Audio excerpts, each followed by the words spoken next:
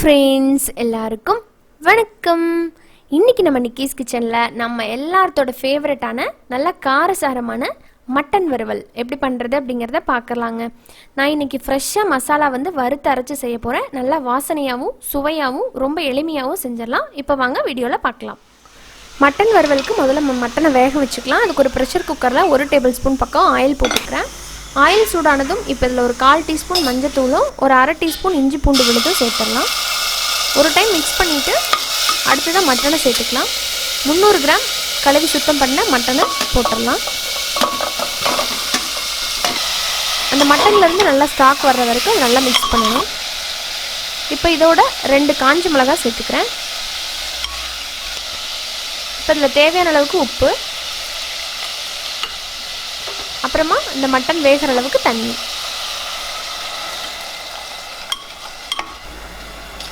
தேவையான அளவுக்கு தண்ணி சேர்த்துட்டு மூடி போட்டுடலாம். நல்லா சாஃப்டாகிறது வரைக்கும் வேக வச்சு எடுத்துக்கலாம். இப்போது ஒரு பேனில் 1 டீஸ்பூன் மல்லி, 1/2 டீஸ்பூன் சோம்பு, 1/2 டீஸ்பூன் சீரகம்,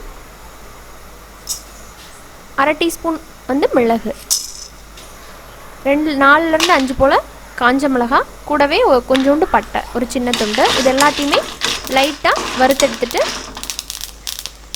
இப்போ இதை ஒரு மிக்ஸி ஜாருக்கு மாற்றிக்கலாம். மாற்றிட்டு இதை நல்லா நைஸாக பொடி பண்ணி எடுத்துகிட்டு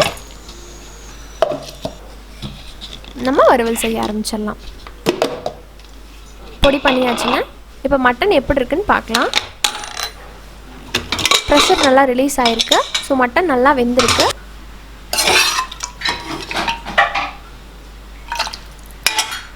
அடுத்ததாக வறுவல் பண்ணுறதுக்கு ஒரு பேனில் 2லேருந்து 3 டேபிள் ஸ்பூன் ஆயில் போட்டுக்கலாம். இப்போ இதில் ஒரு 1/2 டீஸ்பூன் சோம்பும் 2 கிராம்பும் போட்டிருக்கேன். கூடவே கொஞ்சம் கருவேப்பிலை போட்டு நல்லா தாளித்து விட்டுடலாம். இப்போ இதில் ஒரு கைப்பிடி அளவுக்கு சின்ன வெங்காயத்தை நறுக்கி சேர்த்துக்கலாம். வெங்காயம் வதங்கிருச்சு. இதில் பொடி பொடியாக நறுக்கினா ஒரு பச்சை மிளகாய், கூடவே 1 டீஸ்பூனை விட கொஞ்சம் அதிகமாக 1 டேபிள் ஸ்பூன் அளவுக்கு இஞ்சி பூண்டு பேஸ்ட்டு சேர்த்துட்டு அதோட பச்சை வாசம் போகிற அளவுக்கு நல்லா மிக்ஸ் பண்ணிடணும். இப்போ இதில் நம்ம வேக வச்சு வச்சுருந்தோம் இல்லைங்களா மட்டன், அதை அந்த தண்ணியோடவே உள்ளே சேர்த்துடலாம். இப்போ ஃப்ளேமை கொஞ்சம் ஹையில் வச்சுருங்க. இப்போ நல்லா கொதிச்சிட்ருக்கு. இந்த டைமில் நம்ம ஃப்ரெஷ்ஷாக ரெடி பண்ண மசாலா பொடி இருக்கு இல்லைங்களா, அதை சேர்த்துடலாம்.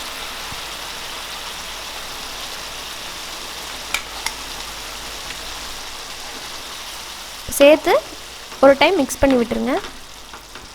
இப்போ இதில் கொஞ்சம் காரம் பத்தாத மாதிரி இருக்குது. அதனால நான் இன்னொரு 1 டீஸ்பூன் அளவுக்கு ரெட் சில்லி பவுடர் சேர்த்துருக்கேன். நீங்கள் வேணால் மிளகுத்தூள் கூட சேர்த்துக்கலாம்.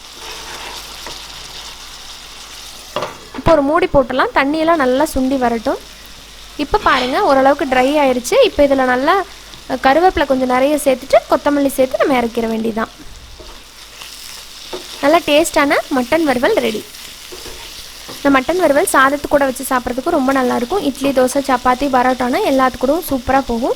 ட்ரை பண்ணி பாருங்கள். ட்ரை பண்ணிவிட்டு உங்களோட ஃபீட்பேக் சொல்லுங்கள். நான் சொன்ன இதே அளவுகளோட ட்ரை பண்ணி பாருங்கள்.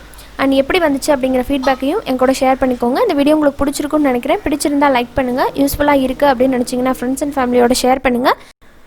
நீங்கள் நம்ம வீடியோ இப்போ தான் ஃபஸ்ட் டைம் பார்க்குறீங்க அப்படின்னா நீங்கள் வீடியோ பார்த்துட்டு இருக்கும்போது கீழே சப்ஸ்கிரைப் அப்படின்னு சொல்லிட்டு ஒரு ரெட் கலர் பட்டன் இருக்கும். அதை கிளிக் பண்ணிடுங்க. அது கிளிக் பண்ண உடனே ஒரு பெல் சிம்பிள் வரும். அதில் ஆல் அப்படிங்கிற ஆப்ஷனை மறக்காமல் கிளிக் பண்ணிடுங்க. அப்போ தான் நான் இனிமேல் போடுற வீடியோஸோட அப்டேட் உங்களுக்கு உடனுக்குடனே ஒரு நோட்டிஃபிகேஷனாக கிடைக்கும். என்னோட எல்லா வீடியோவையும் நீங்கள் மிஸ் பண்ணாமல் பார்க்க முடியும்.